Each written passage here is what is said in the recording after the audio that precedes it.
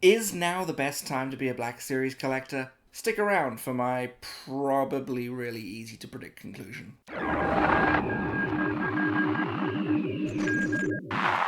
Hello there, welcome back to the channel. I am Grand Moff Tony. Now, I have been collecting Star Wars The Black Series figures since about 2017, but I've been properly, actually collecting them. And since then, I've noticed that this line has come a very, very long way since its admittedly rather humble beginnings back in the old orange and blue lines. When I think of the Black Series beginnings, I think of figures like Slave Leia and that General Hux figure that very nearly scared me away from collecting Black Series figures altogether. Hell, even when I started, I was like, maybe I'll just collect helmeted characters like Phasma and Kylo Ren, and then it just sort of gradually grew from there as the figures got better and better. There's definitely a new and higher expectation of quality when it comes to Black Series figures these days, which I feel it more often than not meets and sometimes even exceeds. In fact, a lot of my fellow content creators on YouTube agree that the past few years have been one best year ever after another. It becomes harder and harder to pick the 10 best figures of the year because as each year comes and goes, the quality of the figures goes up, the quantity goes up, and it just becomes harder and harder to go, okay, these ones are the best, these ones are my favorites. But of course, as we all know from the countless incredibly reliable, never at all wrong, sourceless, baseless naysayers of the world, the Black Series is doomed, it's on its last legs, it's never gonna survive another year. Well, my position is, surprisingly enough, counter to that. In fact, I would go so far as to posit that the Black Series is better now than it ever has been. It's in a better position than it's ever been before. The figures are better, the character choice is better, the variety is better, almost everything to me is better. And that got me thinking about this video, this discussion that I wanted to have. I'm going to examine a few key elements of the Black Series line. You know, the features that really go into what makes a Black Series figure. And for each of them, I'm going to try and determine whether we are better than ever or whether we maybe are moving backwards. And ultimately, I hope to answer the question, is the Black Series better than ever?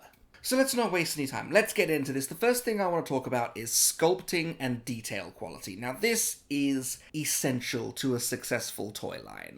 Not just being able to capture the face and the likeness of a certain character, but also to properly emulate their costume, to not sacrifice accuracy for reuse, that kind of thing. The sort of thing you see in a line that would recycle the same bodies over and over again, which is not a thing that's unique to the Black Series. It's all over mass-produced toy lines. You just have to pay a little bit of attention to notice it. Something that I feel is widely agreed upon when it comes to the Black Series is even if a figure doesn't have a particularly good paint job, particularly in the face, it can usually be saved by the sculpt. And if you're one of those ridiculously talented figure customizers and figure painters out there, you know what I mean. It's the fact that you don't have to go out and buy a new head, you just need to repaint the one that you've got and you can capture the perfect likeness. That is entirely down to sculpt. It's entirely down to how they mold the figure and how it comes out when the figure's in the box. Really, the sculpt is fundamental to the figure. If the sculpt isn't there, then the figure's not there. And when I think about where we started with the Black Series, I think about the fact that every X-Wing pilot is on the X-Wing Luke body. I think about figures like Princess Leia, where, yeah, the sculpt is there, you could probably save it, but it's definitely an example of an early figure that fails to capture the iconic nature of the character. In fact, the earliest Princess Leia figure is arguably the worst of them all. It's the Slave Leia figure. It's so expensive and so hard to find, and when you get it, it's not even satisfying.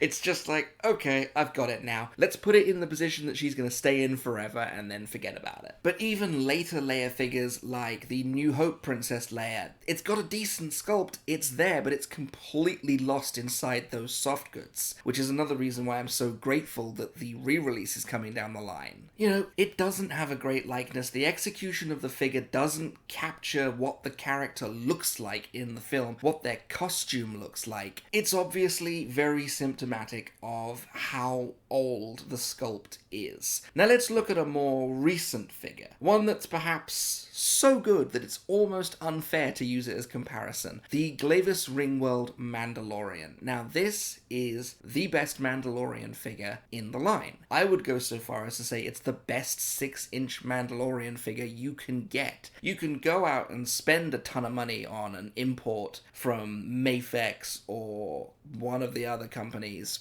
Go out and buy a Bandai model kit. You will not achieve a better looking Din Djarin than the Glavis Ringworld Mando. Heck, the sculpt is even better than the Deathwatch Mando, which I thought was going to end up being the Mando. Like, that was going to be the best one and they were never going to outdo it. It captures the look and feel of his armor so well. They've fixed the scaling issues with the helmet, and then you've got the texture of that soft goods cape that we finally get after so many years of wanting it. It is an exceptional figure. I don't think that anybody out there would argue against the fact that we are definitely better than ever when it comes to sculpts these days. So yeah, when it comes to sculpts and detail quality, I think we're better off. Now let's talk about articulation and posability, because it's all good to get a good sculpt, but if you can't achieve that dynamic look, what's the point? You may as well go out and buy one of those highly detailed statues if you're not going to be able to pose the figure how you want to pose it. Usually this is the second most important feature to the success of an action figure line, and I think it's generally agreed upon that the earlier figures in the Black Series had some pretty lame articulation. If not lame, then minimal. When I first came to the Black Series, I was coming down from like the 10-inch Kai Play Arts figures that had insane levels of articulation and insane levels of detail. So this is another example of how those early figures maybe kept me away from the line for a little longer than I should have, particularly with how much I had to overspend on some of them to catch up.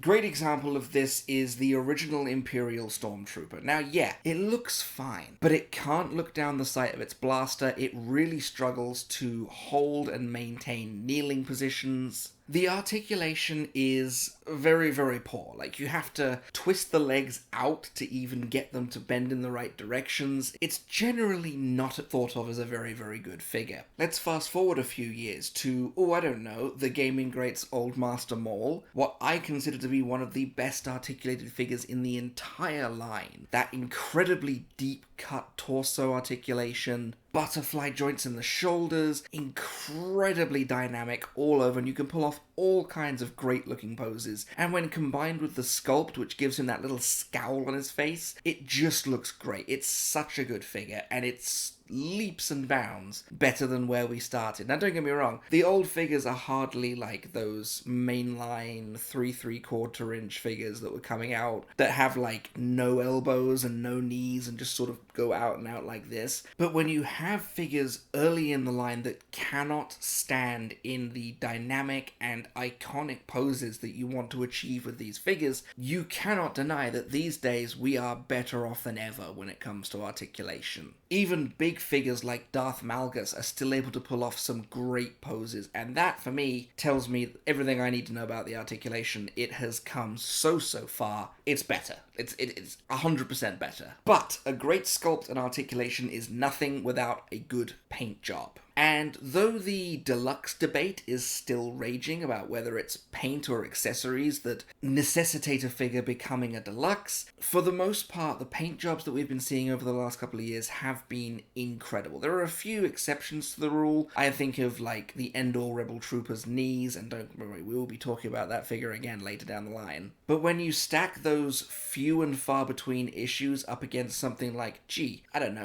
photoreal on the faces, what an incredible development. That took this line to the next level. But let's be honest though, photoreal did bring with it a new problem, and that was the decline of weathering in the Black Series. We don't really get the same kind of weathering that we used to get on older Trooper figures. Instead, we get this weird sort of dot matrix splat effect. And sometimes it feels like washes have gone the way of weathering as well. We have so many figures that we get these days that just don't have a wash on them, or a wash would be the one thing that they could need to take them to the next level, and it's just not there. When I think about old paint jobs in the Black Series, I think about the Jedi Knight Luke figure with the weird hair color and the strange face, and what is it about capturing Mark Hamill's likeness that we just can't nail down? Or I think about that original Yoda figure with those insanely wide and very white eyes. Or even a more recent example, the deluxe Cobb Vanth figure with several areas of sculpted and molded detail that is simply not painted. But I have just one word to say when it comes to arguing that paint is better than it's ever been, and that is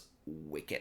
This tiny little figure has more paint on it than some of the biggest figures in the line. There is exceptional levels of paintwork in the fur. There is a wash on his hood. He has glossy little black eyes that just make him look so alive and so alert. It is an incredible paint job, but it would be remiss of me to not at least compare two similar figures. We have the original Captain Rex, and we have the Bad Batch Captain Rex. Now that is clearly an example where paint jobs have maybe gone a little in the wrong direction. The weathering is gone, there are patches of unpainted armor, whereas the original has got that incredible weathering effect on it, the incredible detail and intricate levels of it all over the armor. It's just a great figure. It is one of the best figures in the entire line, and it's largely down to its paint job. The helmet alone, I think, is worth the price of the figure. So, I don't know, man. I have pretty mixed feelings when it comes to paint jobs. When the paint jobs are good, they're really good. But when something is lacking, it really sticks out. And again, I think that has a lot to do with the quality that we expect from this line. Because the figures have gotten so good, we expect to see it all of the time. So when it's not there, it does stick out like a sore thumb. So yeah, I'm going to leave this one kind of in the middle. I lean more towards the fact that paint jobs are better, but I cannot overlook things like weathering. I can't overlook that weird dot matrix splat effect, and I cannot overlook the fact that the washes just don't happen as much as they used to. So I'm still in the middle of the field on this one. Let's talk about accessories and features. Now this is an element of the Black Series where I feel like sometimes, yeah, we may be moving in the wrong direction. We've definitely seen something of a drop-off in recent years when it comes to accessories, and I feel like that is largely because when the Black Series first started, they made this claim that there were accessories in the box that meant you could capture any look for the figure that you were holding. So if you had that original Orange Line Han Solo, he came with his regular hands, and he also came with his gloved hands for when he was piloting. He came with his holster and his blaster, but he also came with a Stormtrooper belt and Stormtrooper holster, just in case you wanted to capture his look during the Death Star escape. That is something that we don't really see these days. Instead, we tend to see figures releasing multiple different versions of the same character to capture individual appearances. I think of Muddy Mando and the Snowy Mando. Like, instead of just giving us stuff to make it look this way, we get whole different figures. And at this point, it's the deluxe argument that really rears its ugly head. Does Boba Fett's helmet, if it's removable, count as an accessory? Does his jetpack count as an accessory? Do things that affect the silhouette of a character and they would not look right without them count as accessories? And really, is it accessories or paint apps that decide whether a figure is deluxe? Because if it's accessories, then why does a figure like the Client, who comes with so many great accessories, not count as a deluxe? Why is he a mainline release? And yet the Mandalorian comes with Grogu and suddenly it's a deluxe twin pack. I don't know, the deluxe thing is complicated. You can't really nail down an argument for or against it. It's deluxe because it's deluxe. When I think about accessories in these packs, I'm thinking about figures like the Hoth Rebel Soldier. What a fantastic figure. Accessories that help you customize the figure in so many different ways that you can capture, I think it's something like 12 different looks for the Hoth Rebel Soldier, just with the accessories that come in this single pack, non-deluxe release. You've got painted blasters. You have an alternate faceplate. It's incredible. It's such a good figure. Compare that to the more recent Endor Rebel Soldier, and you see everything that I think is wrong with the deluxe argument, because it comes with fewer accessories. The faceplates are not interchangeable with the Hoth figure, which I still feel like is a massively missed opportunity. You know, it has a couple of bits here and there, but those bits are largely unpainted, and yet somehow this one is a deluxe. We've also started to see figures coming with one or no accessories, and that's not something new. You know, this goes back all the way to the earliest days of the Black Series, where you'd get a figure like, I don't know, Jedi Master Luke or Supreme Leader Snoke that come with nothing in the box. And it probably feels like it's happening more and more often because there are more and more figures coming out. So when Morgan Elsbeth comes out and has nothing in the box, it sticks out a lot more than when it used to happen back in the Red Line. I don't know, I feel like accessories are great. I did a whole video on accessories in the Black Series that I absolutely love, but I do feel like sometimes when it comes to accessories, we are maybe moving in the wrong direction. We're going backwards when we should be going forwards.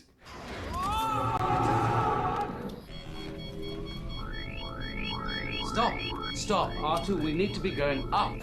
R2, we need to be going up, not down. Character selection and variety. Now, I go back and forth on this because sometimes I think about it, I'm like, we're getting characters that I didn't think we would ever get. Hell, they pipelined and revealed Prince Sheesaw recently. Prince freaking Sheesaw from Shadows of the Empire. We're getting a lot more prequel figures, we're getting a lot more vehicles, the Stap and the Bloodfin. They set a really, really exciting precedent for where we're going with this line. On the other side of the argument, how many Mandos do we have? How many Luke Skywalkers do we have? A lot. We have a lot. And I'm probably going to catch some heat for this one, but there are so many clones. And not even clone characters, just clones. Like, just regular clones in this Legion, that Legion, the other Legion. With a long blaster, with a short blaster, with both blasters. Orange Line figures are being redone, which I am a big fan of because, like I said earlier in the video, those older figures, they really suffered when it came to articulation and paint. So I'm really, really glad we're getting another shot at them, especially because they hit so many of the heavy hitters back in those early days. Looks of characters that you want on your shelf, but you don't necessarily want them looking like that. So while Luke and Leia from the original days, yeah, they needed redoing, it does still take away from new characters that we don't have yet.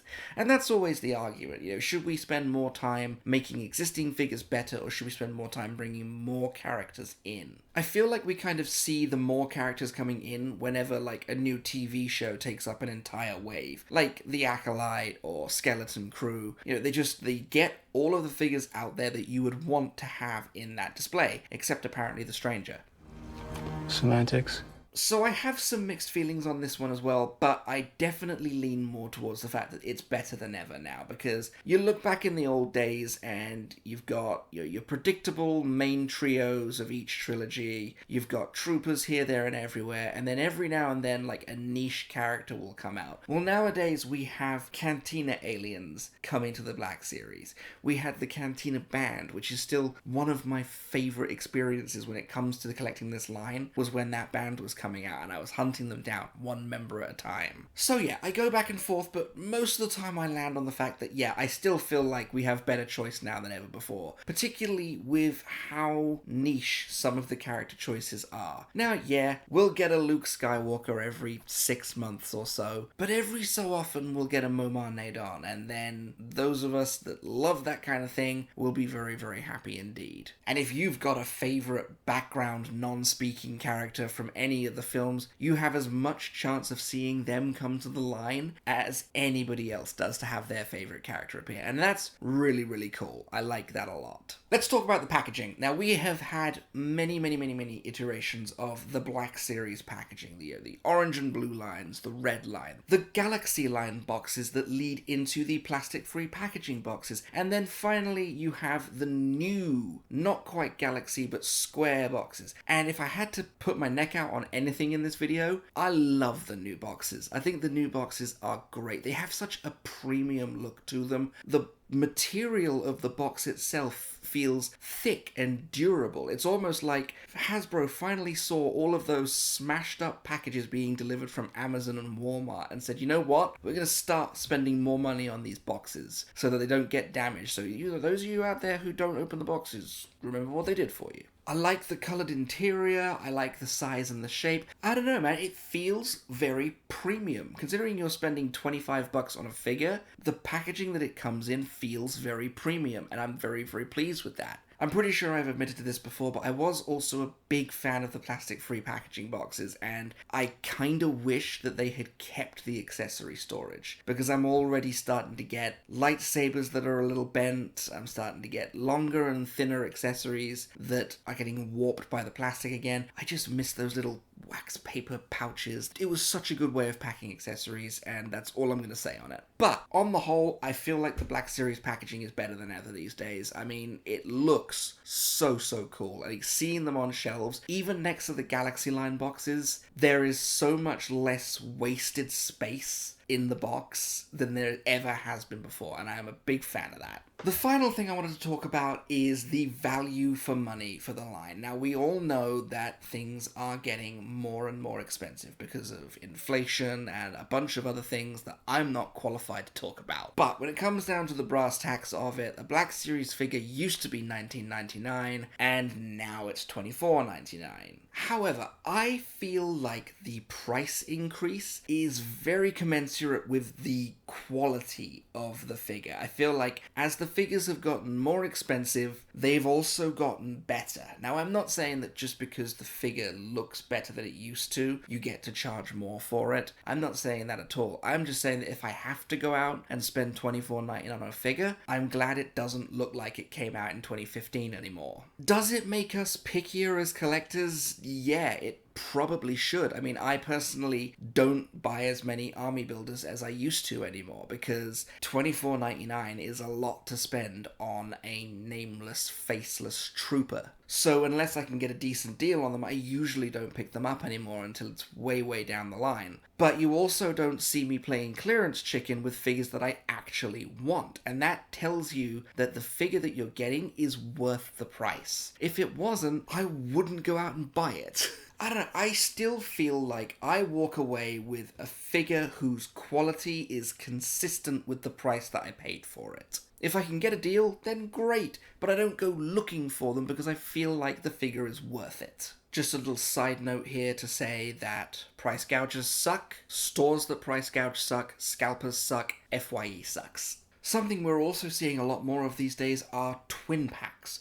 3-packs. And don't get me wrong, a twin pack is not always going to say, okay, you get 2 figures and you only have to pay for 1.5 of them, or maybe you get 3 figures and you only have to pay for 2 of them. That doesn't happen all the time. It happens sometimes. If you can get a good deal, then great. But like I said, the increase in price to me is consistent with the increase in quality that we talked about earlier. So I am perfectly happy with it. And the day that it's not is the day that I will probably stop buying them. I mean, God forbid these figures get up to like $45-50 a pop. You will not see me going to a Walmart to buy a new Black Series figure for $50. I don't care how good they get. They're still only 6 inches tall. But where we are right now, I feel like the value for money is better than it's ever been. I mean, if you think about it, back in the days when these figures were $19.99, there were still some figures that you looked at and you went, it's not even worth $19.99. So, where did I land on this? Is the Black Series better than it's ever been? In a lot of ways, I say yes it is. Figures are a better quality than they've ever been. They look better. They function better as action figures. They're more articulated. You can pull off more dynamic poses with them. I don't think that you could argue that it's not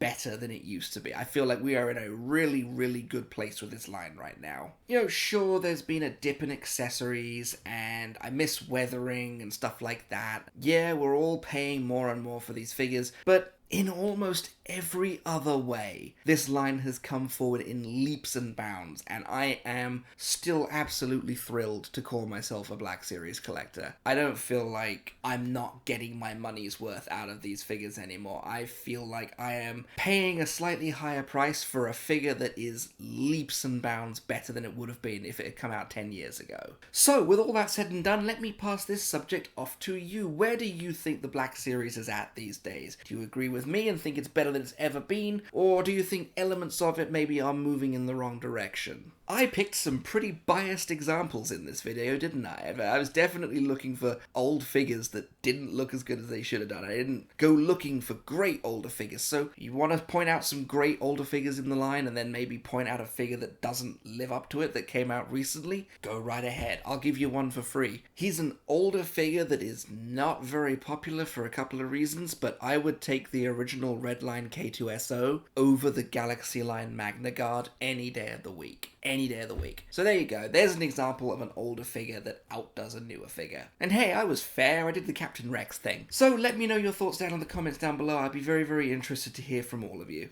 In the meantime, however, I've been Grand Moff Tony. That was some rambly nonsense about whether or not the Black Series is better than it's ever been. You may subscribe when ready. Now, that's better.